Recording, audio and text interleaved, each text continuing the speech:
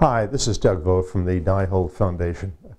This is part 2 of Series 6 on Moses' 10 code systems. This video is going to be for really everybody, including the scientists, because it's going to have components of that clock cycle, that 12,068 years, which became one of the code systems that Moses uses. And you'll find out. I'm going to cover in this one the adjacent letter swapping, the correct length of the sacred cubit, which basically unravels the whole thing, and the number 12,068, how it's embedded in the Torah and later in books of the Hebrew scriptures. I'll be going through stuff in chapter 2 on God's Day of Judgment, and chapters 5, 9, and 10 on the current book, Moses and the 10 Code Systems.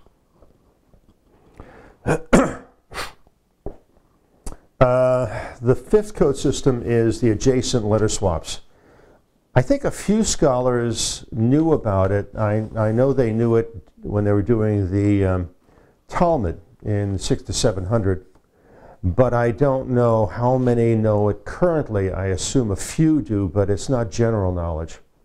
And I think it's also, they use it only for some words, not all of them. They don't maybe not think about using some of the words in the Torah, but maybe only the Talmud, but we don't know. Anyway, first one I'll do is the word Zohar, which is used on and off in a title for another book that was created about 1100 by a rabbi, Moses de Leon. Anyway, the first part of the word means opening for light.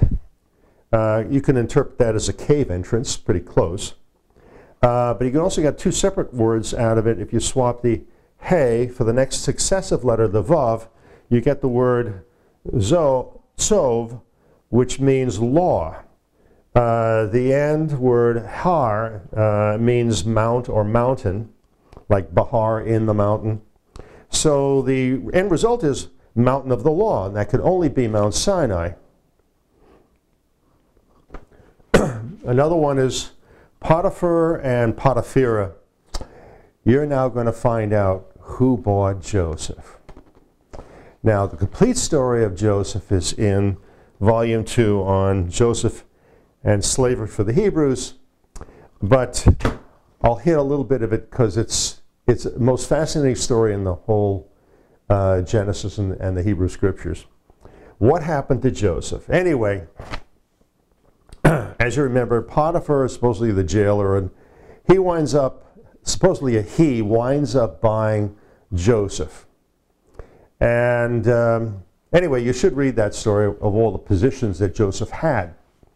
Anyway, it's made of a couple of words. The first part of the words, Put, is the African land of the land of Put.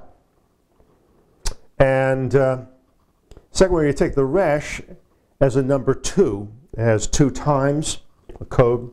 So you duplicate the last 2 letters, Yod Pei, and you get to be very beautiful or to adorn oneself. You know, it's the feminine version of beauty or splendor. So, land of Put, beauty or splendor. Getting it? This is who really bought Joseph, Hatshepsut, the wife of Tutmosis II. And if you remember, Moses tells us that Joseph was fair to look at. He was a good-looking guy. When she saw him, compared to Tutmosis II, who was really an ugly guy with carbuncles, the whole thing, he was ugly. She probably said, he's mine, I'll buy him. By the way, Joseph is the one who designed her funeral temple, tomb. He designed this thing. His burial is in the front of it on this side. You're about to find out a little later who his name was in Egypt. Now, supposedly, it's kind of an interesting story. If you remember, Joseph is taken out of the jail. He's supposedly accused of rape. Not exactly the most honorable thing on the planet.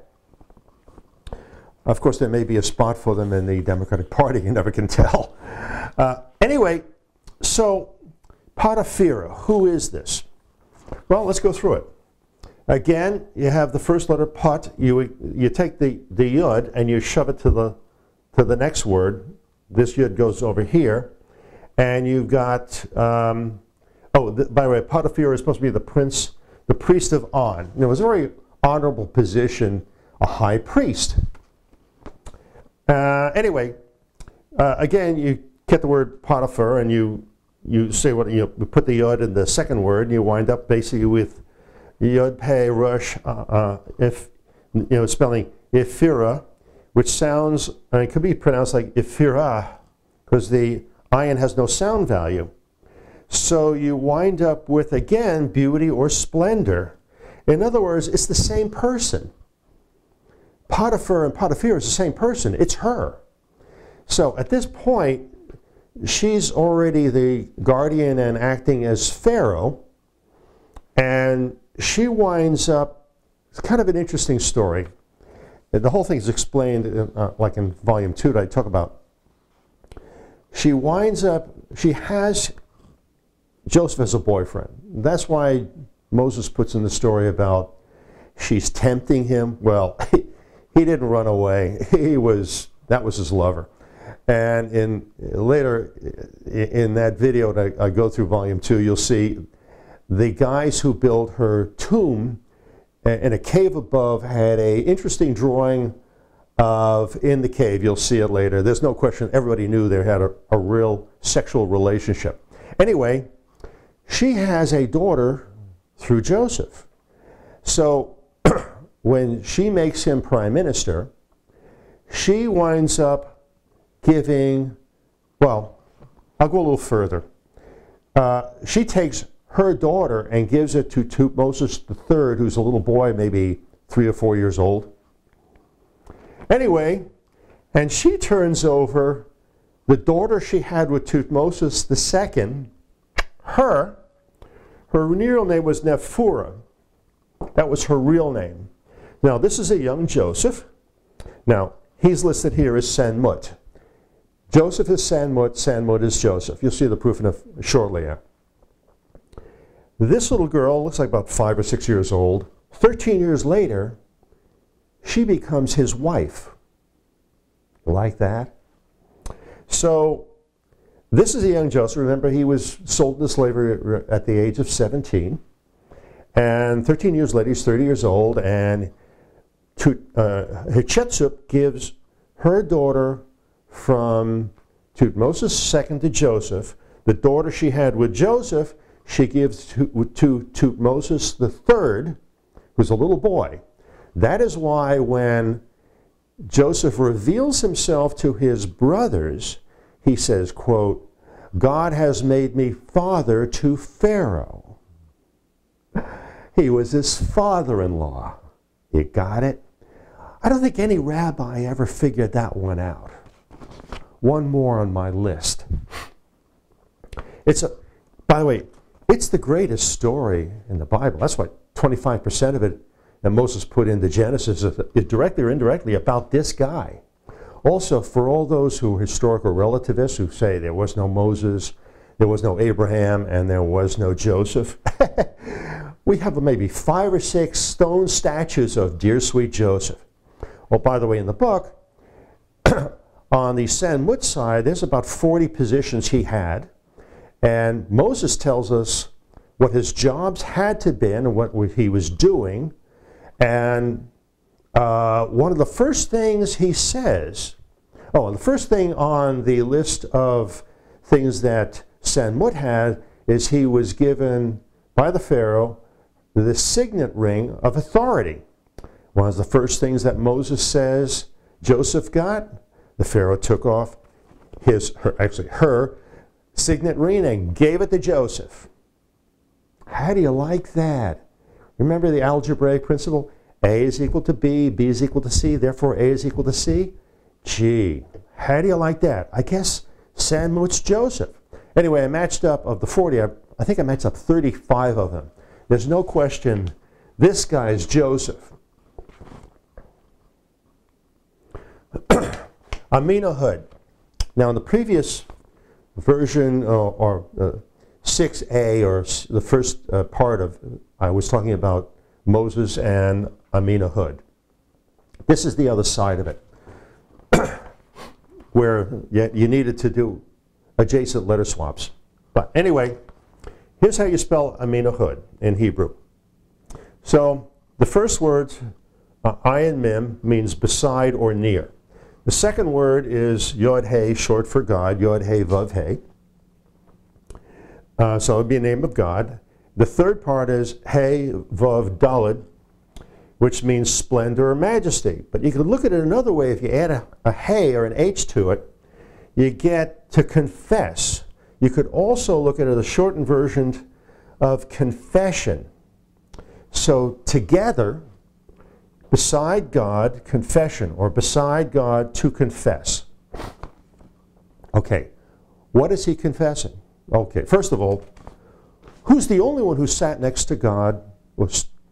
Actually, it was really kneeling next to the Ark of the Covenant inside the tabernacle. It was Moses.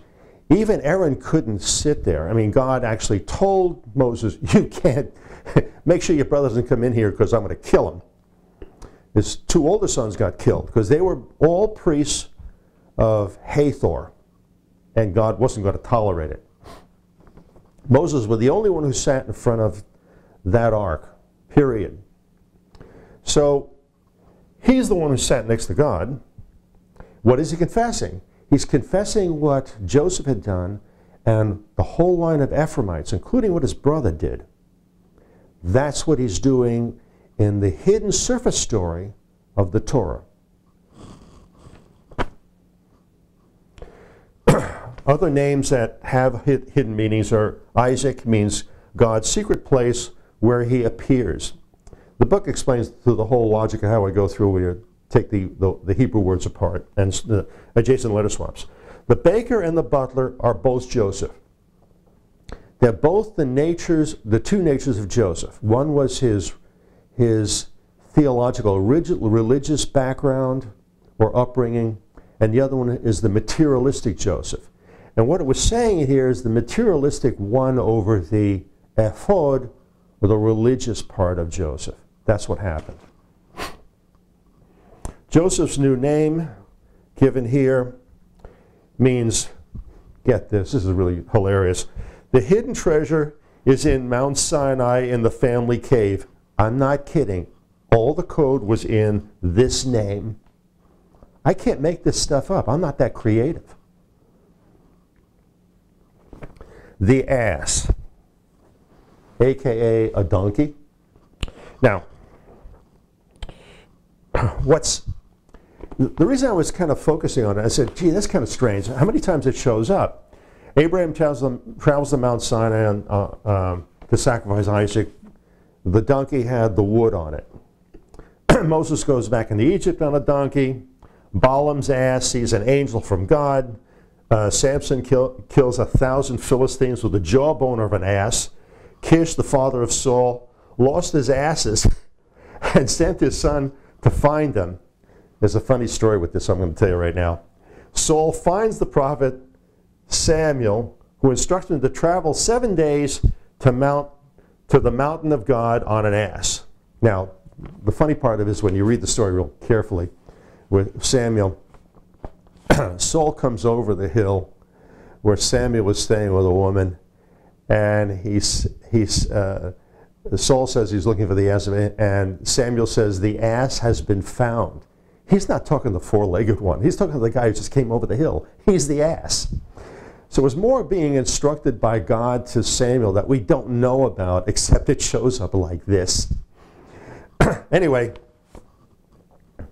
I found an interesting legend in Legend of the Jews. The citation is here.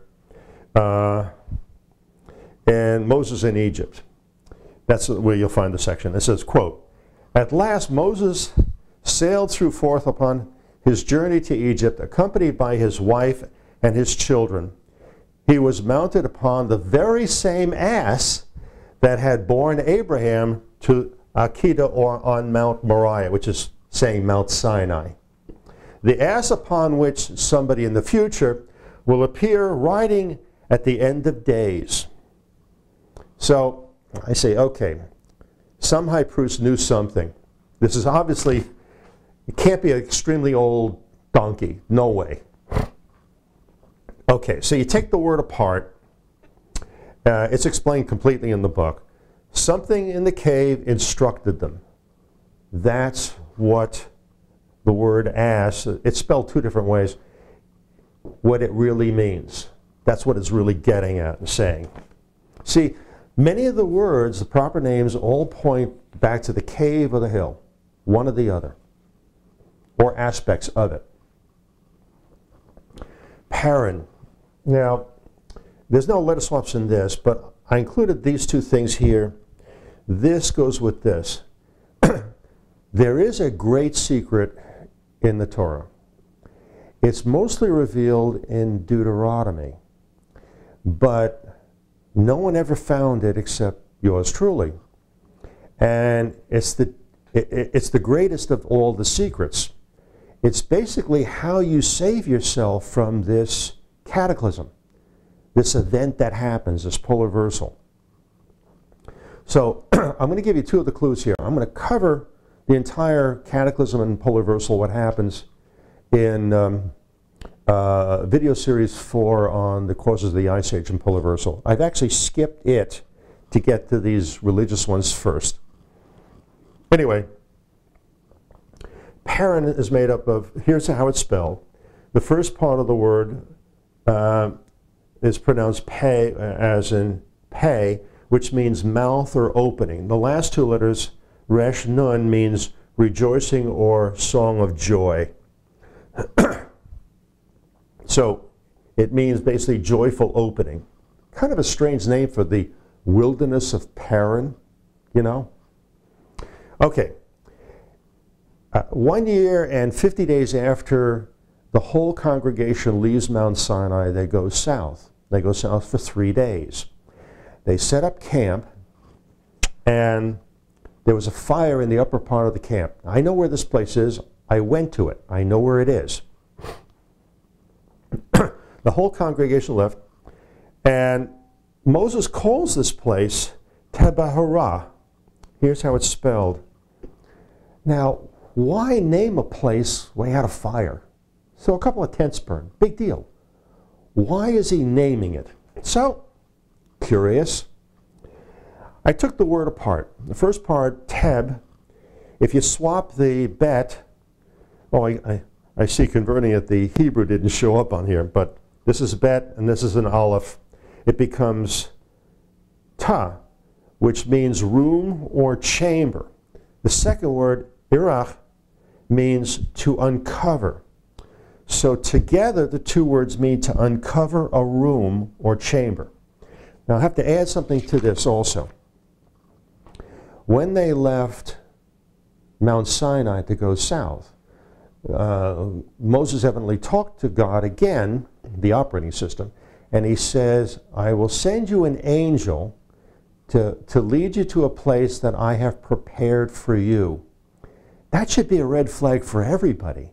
Remember, Moses murdered the Egyptian, roughly probably when he was 20 years old. He escapes to Midian, which is around Elat, in the southern part of Israel now. And for 60 years, he was tending sheep of his father-in-law and going from there all the way to the mountain, which was the family homestead, for about 60 years. He knew the Sinai better than the back of his rear end. He knew the pass, Rephidim, where to go to get to the interior. He knew the Sinai real well. You have to grant me that. So why the hell is God giving him a guide to take him someplace? This is why. Uncover a room or chamber. They discovered a room or chamber. Remember this thing? The land of Paran? Joyful opening, like the room or going into a cave or something like that. Interesting. Ninth code system, the sacred cubit. I'll have to explain this a little bit. 1989. Now, I explained this in video series 1. I think it was the second one, B, on the clock cycle. Now you're going to see the clock cycle of the universe, how I discovered it. It was in 1989. I made a database of all known stars, open clusters and globular clusters, and the end result was I found 6 blank periods in space. This is where the Earth would be.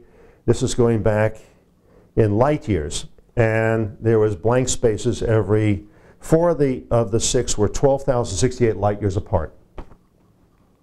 This is what the table actually looks like. 12,068.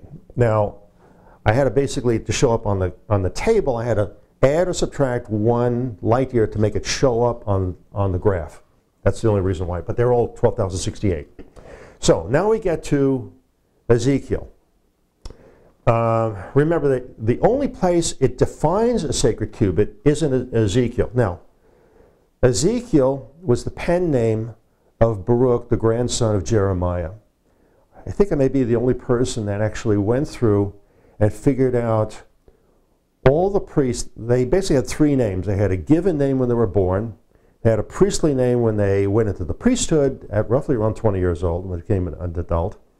And if they were the eldest son and the father was the high priest, they would then adopt a prophet's name. And there was a reason why it was done. That'll be in volume 4, which has been written but not published yet. It will be published this year, though. Anyway, the reason why he, Baruch, is able to talk about this or write about it is because he's the one who put the ark away. So, he starts off in chapter 46. This man he sees is holding a measuring stick 6 cubits long, and it's a cubit and a handbreadth. And then later in chapter 43, 13, he says a cubit and a handbreadth again. So, the other part was interesting. It goes on, this is the other place where it shows up in 45 again. 500 in a very large building, real big square building. 500 in length and 500 in square roundabout. And so anyway, I tried to figure out, okay, how big is this building in feet and stuff like that? Let me see if I can figure it out. So, I knew it was the Egyptian royal cubit of 20.67 inches. So I took the width of my hand, it's from knuckle to knuckle, from here to here. And it turned out to be 3.46 inches. So I added the 2 together and I got a tentative measurement of 24.13 inches. So I multiplied that times the 500 cubits, sacred cubits that this big building is, and I wound up with 12,065 inches. I said, gee, that's awfully close to the number. Oh, this all happened in 1994. And I said, that's, awfully close to what I discovered 5 years before. What if I use 12,068 and divide it by the 500 and see what value I get for a sacred cubit? Well, it turned out this is it. 24,136, 1.136 inches. So, 24.136. Anyway, so I went back, and then to this, what he describes as this man holding this measuring stick that's 6 cubits or 1 reed, and it turns out 6 times 24.136 inches equals 44,816. Next, you divide by 12 to get feet, and you wind up with 12.068 feet. Now, you're going to learn in a moment, you ignore the decimal points. It's the sequence of numbers that's the message, the 12,068. This man that he talks about is not measuring just distance. He's measuring time. He's flat out telling you time is measured in units of 12,068 years. 10th code system, the number 12,068. In Deuteronomy, Moses puts a very curious line in there. Find it in chapter 32:7. Remember the days of old, consider the years of many generations. Ask thy father, and he will declare unto thee, thine elders, and they will tell thee. Now, this is really an unusual verse. Why is he telling you to go back to the genealogies? Now, earlier in here it says what's going to happen to you in the future if you don't do what I tell you to, which is pretty horrible stuff. Basically, you're going to get wiped out. So, the two genealogies in chapter 5 and chapter 11. So, it's a little tricky, the first one, because you have to read the cover story very carefully. So, what I did is, in an Excel sheet, I asked the question, okay, which generation was alive when Adam was still alive? And it turned out it's Methuselah was 56 years old when Adam finally died. Boy, imagine a family reunion with these people. If you were living that long, and the presents you have to remember to buy. Anyway, you total this, it gets to 5,974. Now, in the text, everything's kind of repeated twice. So it implies multiply by 2, which I did. You got 11,948. That's still not the number.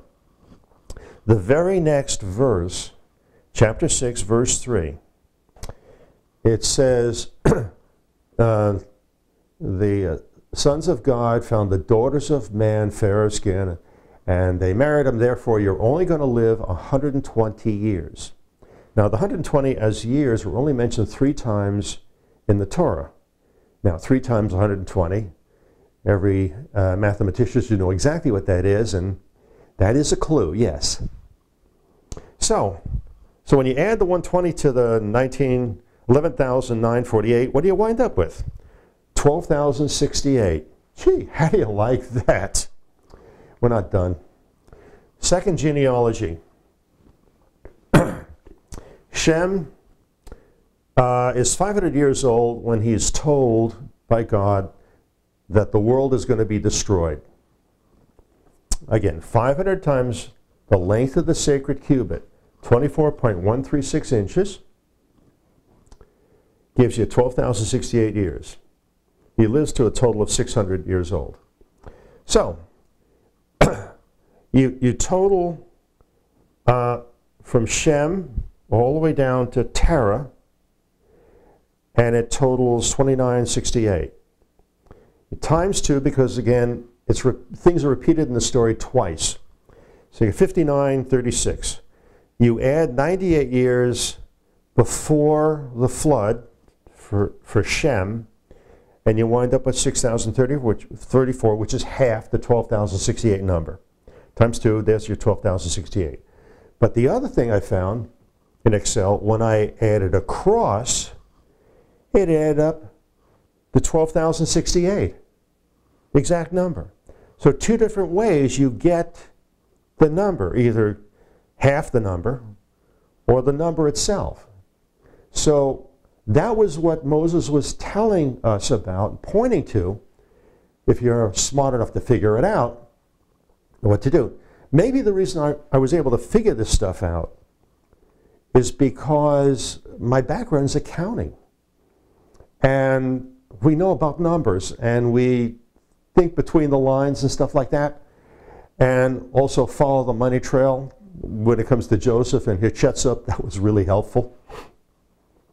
Anyway, I'm going to give you other examples where the 12,068 shows up. There'll be absolutely no doubt in anybody's head, even critics or those who are deathly scared, that the number's embedded in there for a reason.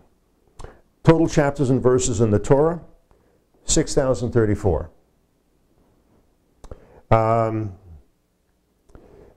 This number, 603,550, the total number of males that left Egypt, is made up of 2 numbers. The first is 50 times 12,068, and 150 left over, which is the unspoken name of God, Yod-Heh Vav-Heh, using cumulative small numbering, times each one. That totals 150. So basically Moses is saying he left Egypt with the knowledge of God's cycles.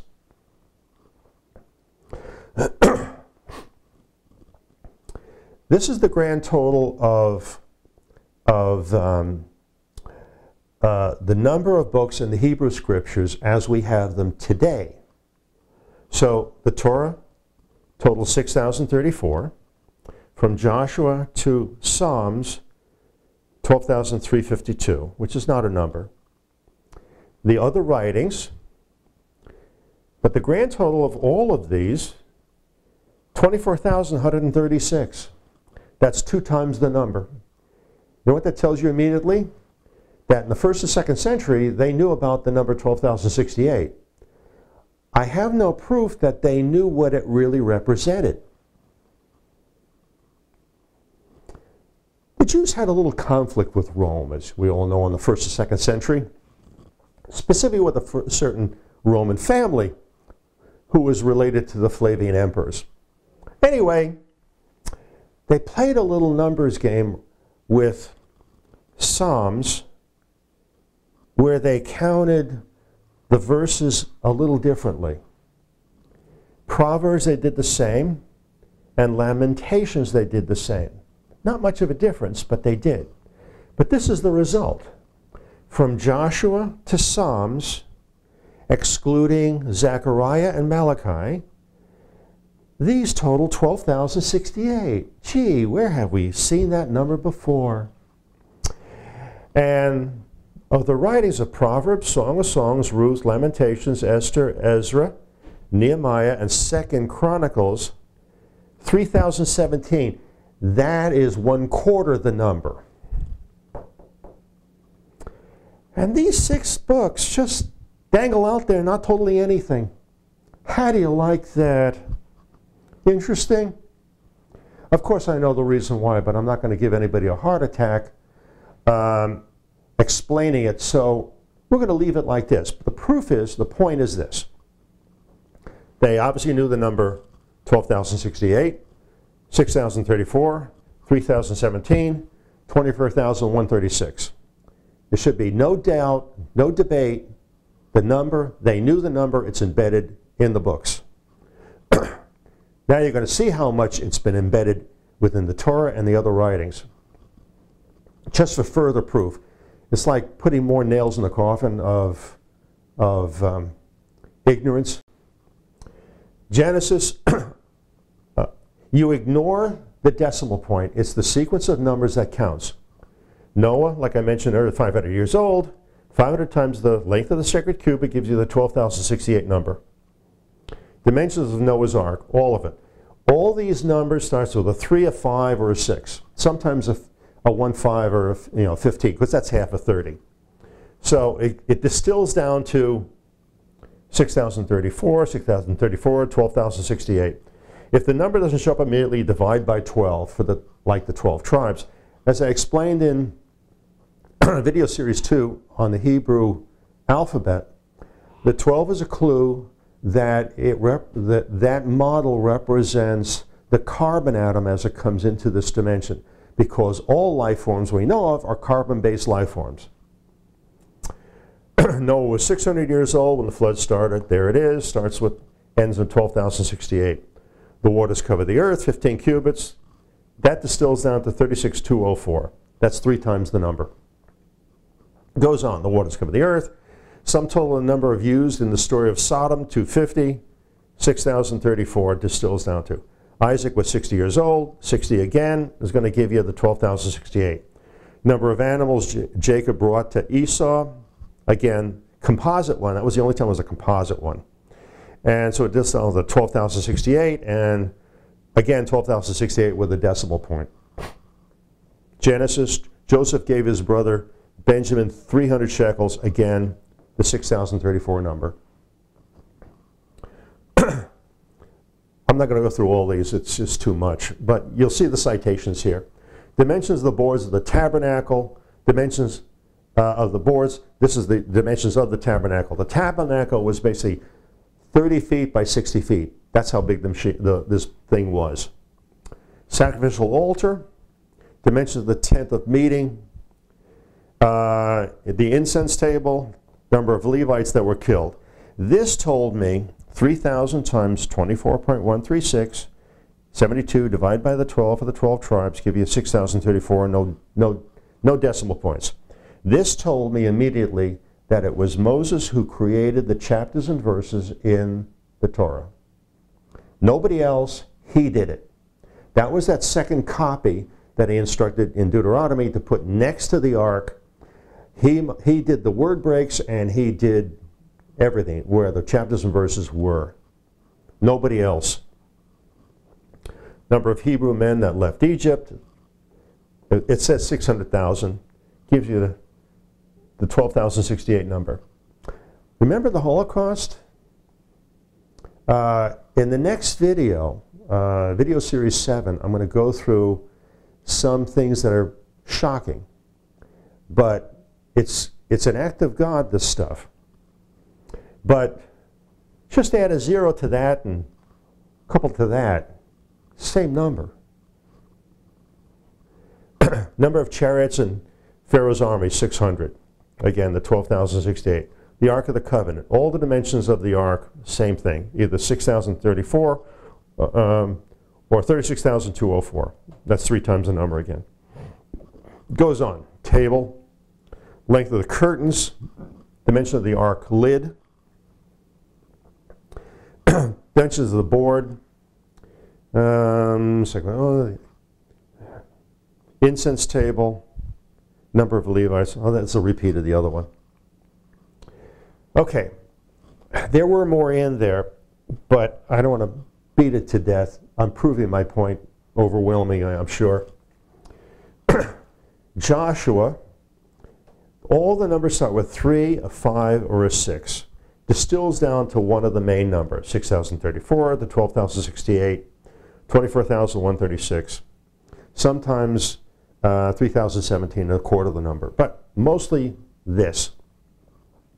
Through Joshua, then in Judges, all the way through Judges, for almost everything. It's almost comical. I have not seen commentary where someone says, why are all these numbers starting with 3, a 5, or a 6? And there was the rabbis didn't figure it out. Judges, then 1 Samuel, same thing.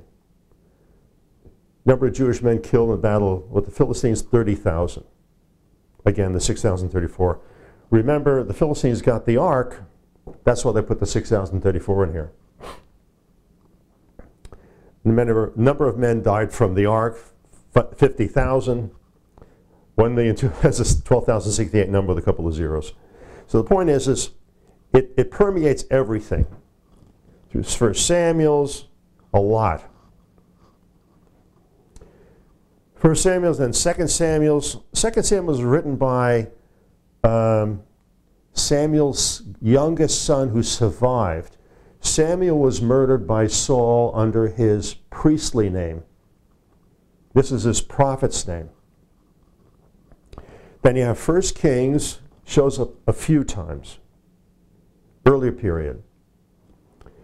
Then 2 King only once, and it drops out totally of the rest of the prophets. And they don't use the numbers at all. They drop out. Until Jeremiah chapter 38, the man who got Jeremiah out of prison, that's the number of Babylonians, 6,034.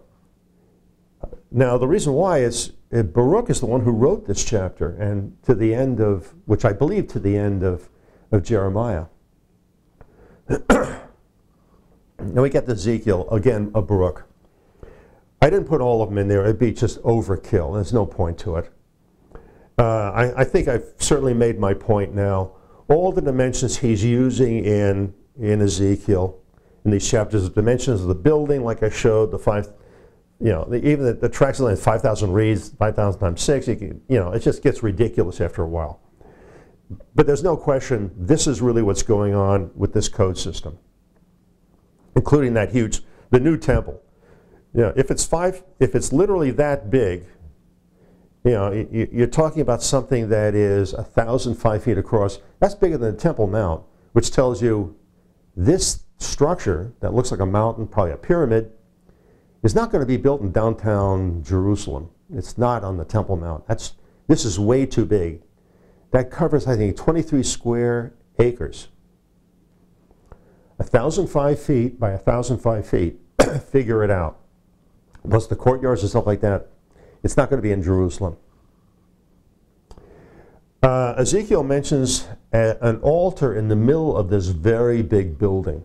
It took me some time to figure it out, but you can see, take the perimeter, totals 300, gives you the 6,034, and the area of each one of these layers totals 1,500, which is 36,204. Everything, all these dimensions have to do with these main numbers. The next series is going to be God's code system.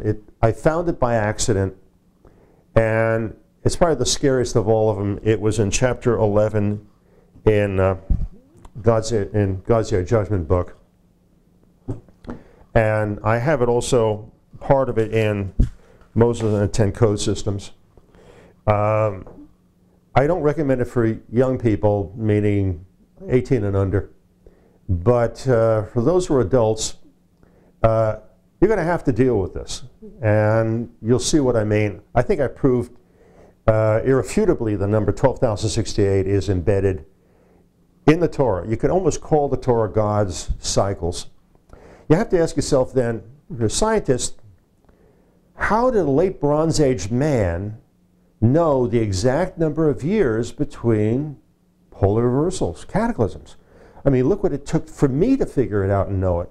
Astronomers had to know about the redshift, spectrum analysis of the elements, telescopes, to know distances of the stars within our own galaxy. He didn't have any of that. So you have to come to the conclusion somebody told him. So you look at the surface story of the Torah and the codist message. These people, and what I put in the video series 2 on the Hebrew alphabet, these late Bronze Age people stumbled on the technology of an extremely highly advanced previous civilization that had the ability to communicate with the operating system of the universe, who we call God, but it's the operating system. That's what's so amazing to me. They have that capability, and the capability still exists, it's just buried. Anyway, it's certainly thoughtful. The next one is going to be the issue of how much free will do we really have? When you see the patterns I've discovered, it's scary, it's thoughtful, and if you have an IQ over 80 or 90, you should be able to enjoy it. Thank you.